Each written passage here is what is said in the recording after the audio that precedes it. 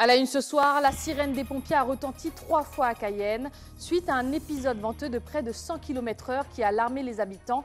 Des arbres sont tombés, des toits se sont envolés et 2 blessés ont été recensés. Nous ferons le point dans cette édition. Bonne nouvelle, le site de la compagnie aérienne Norwegian Airways vient d'ajouter Cayenne à la liste des villes qu'elle dessert. Quel est le prix moyen des vols et quand pourrons-nous embarquer? Les détails dans quelques instants. Cette semaine, Moredac vous donne rendez-vous avec le couple SIP, les heureux parents du blog Mo Contento, un beau bébé qui met en lumière les atouts culturels, humains, culinaires, touristiques de notre territoire. Nous y reviendrons. Je vous demande d'accepter toutes nos excuses pour le petit retard technique que nous venons d'essuyer. Et bonsoir bien sûr et bienvenue sur ATV Guyane pour votre journal local et régional. Des vents violents soufflant à près de 100 km/h ont décoiffé la capitale hier soir vers 18 h. Si aucune perte humaine n'est à déplorer, malgré les 66 interventions des pompiers, on ne peut pas en dire de même pour le matériel. Au lendemain de ce que certains ont appelé une tempête, une question se pose, pourquoi les Guyanais n'ont pas été prévenus en amont? Les réponses de Pierre Tréfou. Hier, vers 18 h 30, des vents violents ont secoué les habitants de Cayenne et de Remire-Montjoly. La tempête aura duré plus de 20 minutes. Des arbres sont tombés, des toitures ont été arrachées. Les dégâts les plus importants sont situés dans la zone Hibiscus à Cayenne. Dès hier, nous avons procédé par étapes. Donc hier, c'était une phase de reconnaissance et de sécurisation du site pour éviter que, comme la nuit arrivait, pour éviter qu'il y ait d'autres accidents. Et ce matin, nous procédons à la sécurisation du site et à l'évaluation des travaux pour pouvoir en fait déblayer les zones qui sont encombrées et pouvoir dès que possible commencer les travaux de remise en état du patrimoine. Le front de mer n'a pas été épargné par les vents violents. Dans cette résidence, c'est toute une partie de la toiture qui a fini dans la cour de l'immeuble. Au moment du gros grain, du gros coup de vent, donc il y a toute la partie de tôle qui s'est envolée, quoi. Tout ce qu'on aperçoit un petit peu derrière moi. Donc on a vu toute la couverture partir d'un coup et finir tomber dans le parking derrière. Vu qu'il n'y a plus de couverture, il y a un petit peu d'infiltration par les dalles béton, donc il y a des petites auréoles au plafond, des infiltrations un petit peu sur tous les appartements. Les vents ont atteint les 95 km/h, c'est la deuxième vitesse la plus rapide jamais relevée en Guyane. Ce phénomène appelé grain est une ligne de nuages orageux, des cumulonimbus qui sont sujets à des phénomènes violents et difficiles à prévoir. C'est quasiment impossible à prévoir plusieurs heures avant. La seule chose, c'est qu'on constate, mais comme je le dis, on voit sur une image satellite qu'il y a des précipitations intenses, mais on ne sait pas s'il y a des vitesses de vent fortes associées. Et on le constate juste avec notre réseau de mesure, qui en Guyane est assez lâche. Juste après la tempête, la sirène du centre de secours a sonné 3 fois et les pompiers ont entamé une tournée peu avant 19 h. 2 blessés ont été comptabilisés pour le moment. Ouvrons une page de politique avec l'intervention ce matin d'Antoine Karam. Dans le cadre de la loi Asile et Immigration, actuellement en examen au Sénat, le sénateur a insisté pour un traitement spécifique des demandes du droit d'asile faites en Guyane. Je vous laisse découvrir son intervention. Depuis maintenant bientôt une semaine, nous sommes ensemble ici et nous avons observé que, quel que soit le banc où nous nous trouvons, c'est un sujet sensible qui touche tous les citoyens que nous sommes d'abord, parce qu'il n'est pas très simple. Et plus on s'éloigne du continent européen, plus on sait aussi que sur d'autres continents où la France est présente et l'Union européenne, c'est encore beaucoup plus compliqué. Tout cela pour vous dire que ce débat n'est pas une chose aisée et il est impossible de définir une solution uniforme applicable aux situations extrêmement différentes que nous rencontrons à Calais, à Menton, en passant par Paris, mais naturellement en passant par la Guyane et par Mayotte. Pour autant, notre responsabilité est bien de trouver ce juste équilibre entre un droit d'asile efficace et efficient.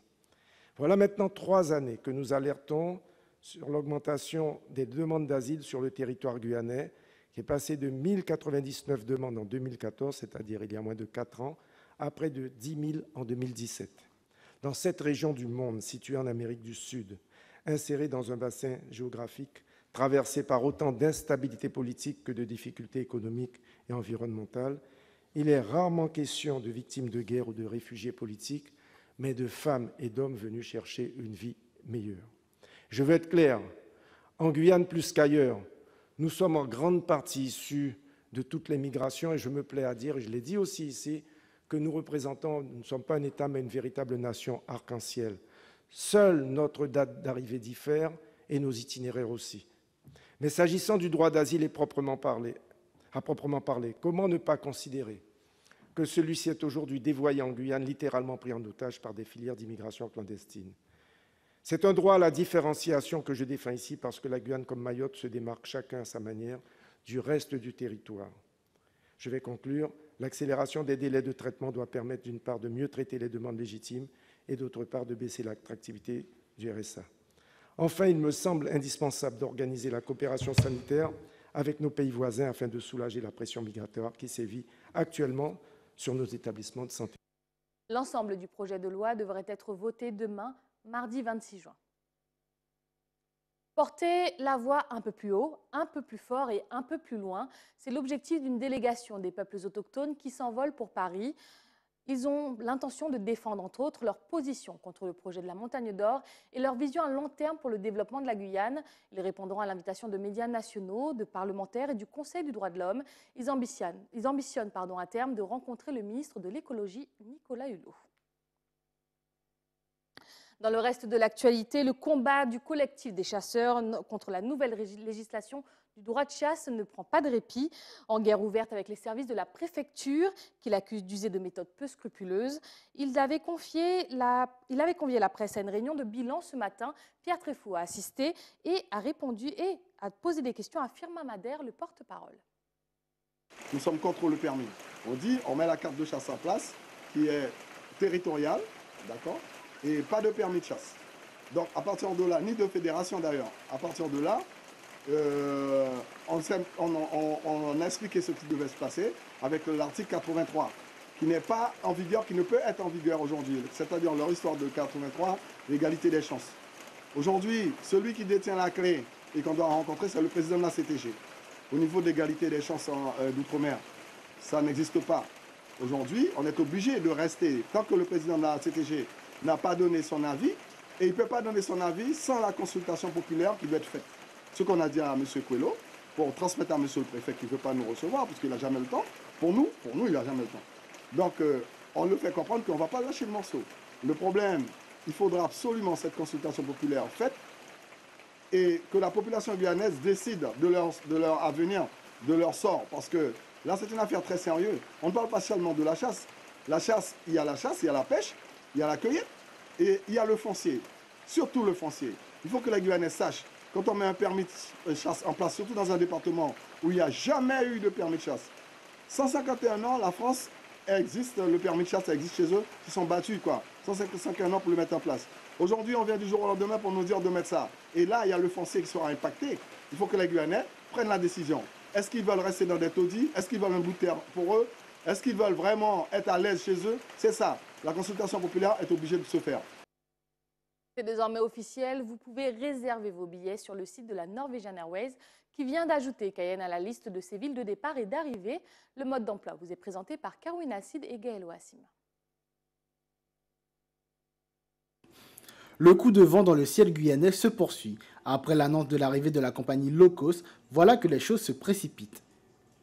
Depuis ce lundi matin, la Norvégienne a mis en vente les vols à destination de Cayenne.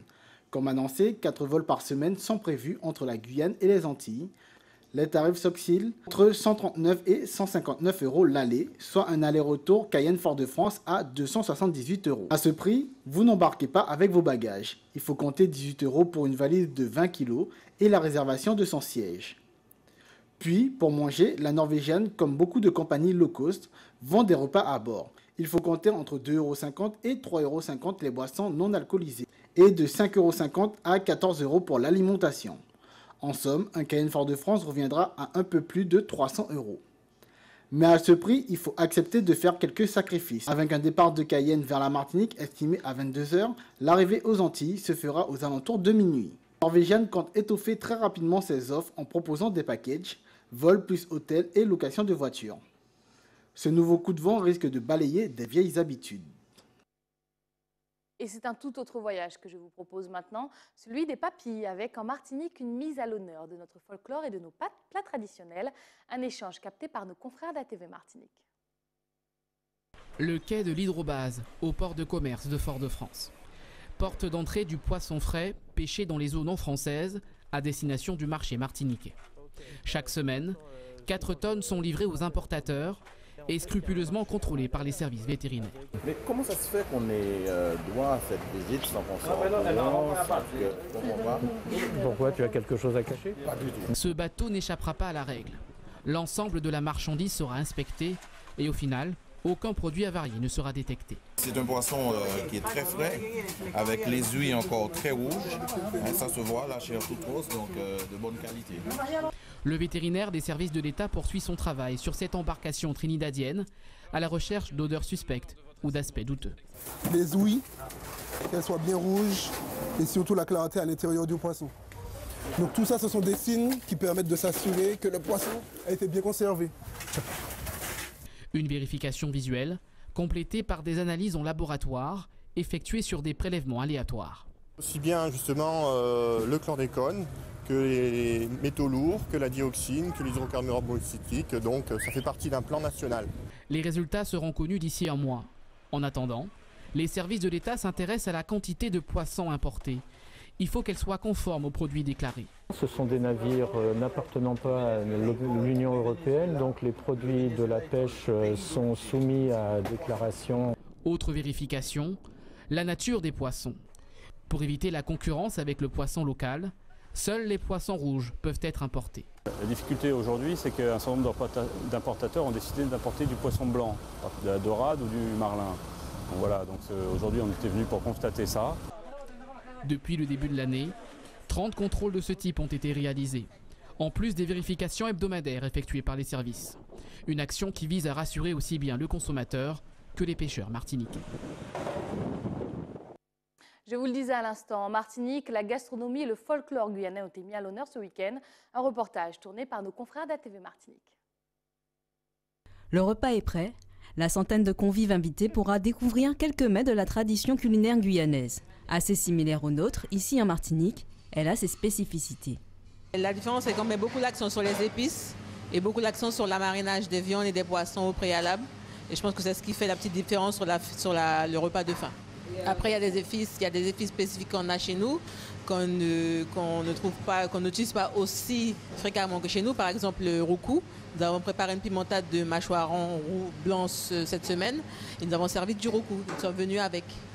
La semaine gastronomique guyanaise a été l'occasion de renouer avec les cuisinières martiniquaises, mais aussi un lieu de transmission. Ça faisait un petit moment qu'on n'avait pas eu l'occasion de revenir à la Martinique, puisque nous avons aussi, lors de ces échanges, nous nous sommes rendus compte que les Martiniquais appréciaient énormément la cuisine guyanaise. Donc c'est de cette idée-là est parti ce projet et nous nous sommes dit venir parler de cuisine, faire une semaine ici, à faire des échanges avec le CFA d'ailleurs qui nous a accompagnés, on les remercie. Nous avons reçu toute la semaine des jeunes, 2 jeunes en formation par jour. On s'est dit pourquoi pas ne pas faire une grande fête et montrer qu'en dehors du carnaval, nous avons aussi de très belles tenues qui étaient portées par nos gangans. À l'instar de la gastronomie, la tradition vestimentaire a un socle historique commun en Martinique et en Guyane. Ainsi, la tête martiniquaise a son homologue, la lachate. La lachate, c'est un carré de madras ou de payaka de 90 cm qui est plissé, empesé et attaché selon le rang social et la tenue que porte la guyanaise. Les coiffes sont portées en fonction de l'âge et de la circonstance. Donc pour les jeunes filles, ce sont des lachates à petite queue. Les femmes plus âgées, des chattes à grande queue. C'est en fonction de l'âge et surtout de la tenue portée.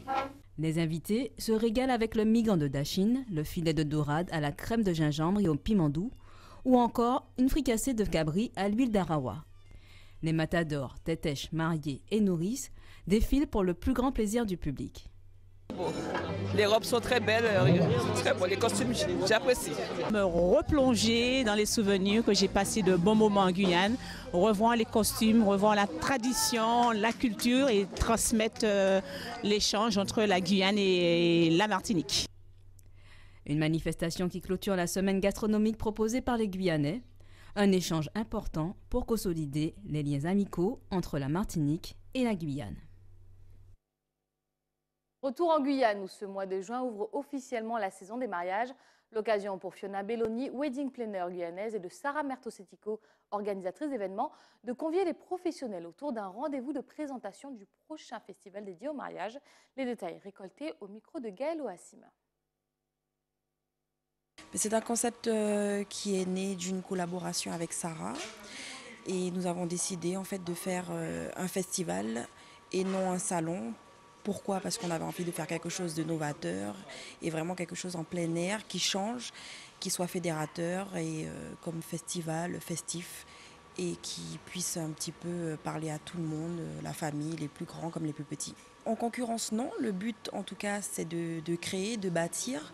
Donc, ça serait bien, en tout cas, qu'il y en ait plusieurs, pourquoi pas. Et puis, c'est vrai qu'il y a quand même quelques années que le salon du mariage n'a pas eu lieu.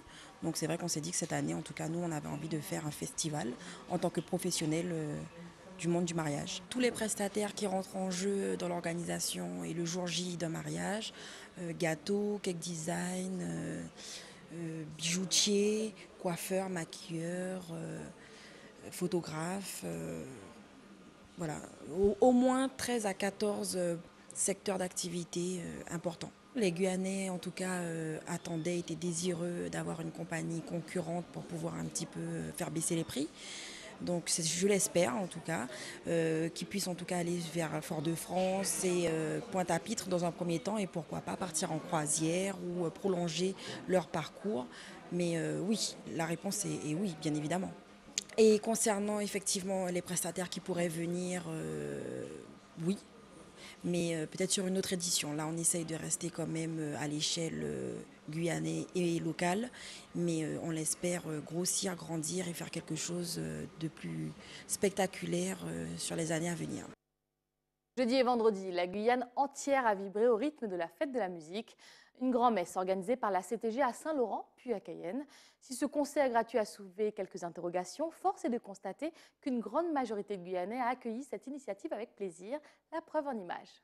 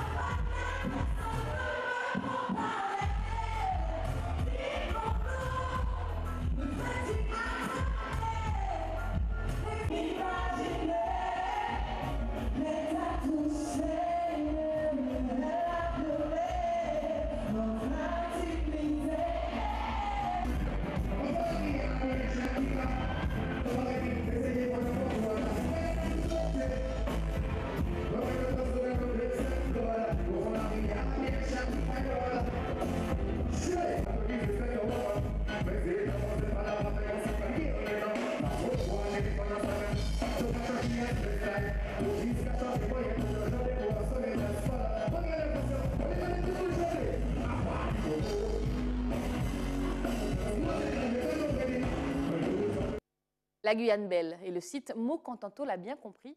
C'est un couple d'amoureux qui a eu le coup de foudre pour notre territoire et qui a décidé de lui faire la cour avec des compliments sur sa cuisine, ses criques et ses coins paradisiaques. Gaël Oassim a été à leur rencontre pour Moredac. Il nous en parle. Bonsoir Gaël. Bonsoir Christophe. Comment avez-vous connu ce site? Comme tout bon Guyanais à l'approche des grandes vacances, nous recherchons des bons plans sans forcément quitter le territoire pour aller découvrir ou redécouvrir nos richesses. Pourquoi avoir décidé d'en parler sur Moredac? Le principe de Moredac est très simple, c'est la proximité et la mise en valeur de ceux qui nous rendent uniques. Un point commun que l'on partage avec les fondateurs de ce blog, que vous allez découvrir dans un instant. Tout est dit. Mokontanto par Gaël Oassim. Le blog Mokontanto annonce la couleur d'entrée. Il s'agit d'une déclaration d'amour à la Guyane, déclaration qui ne se prouve pas avec des fleurs et du chocolat, mais avec des reportages et des clins d'œil appuyés aux atouts qui font le charme de notre territoire. Une mission que se sont fixées Marjorie et Patrice Sipp. Oui, je pense que la Guyane a besoin de promotion. On n'entend pas assez parler d'elle, malheureusement. Et il y a beaucoup de stéréotypes, de clichés. Moi, j'étais en Guadeloupe juste avant. Et mes collègues ne comprenaient pas forcément pourquoi je retournais en Guyane.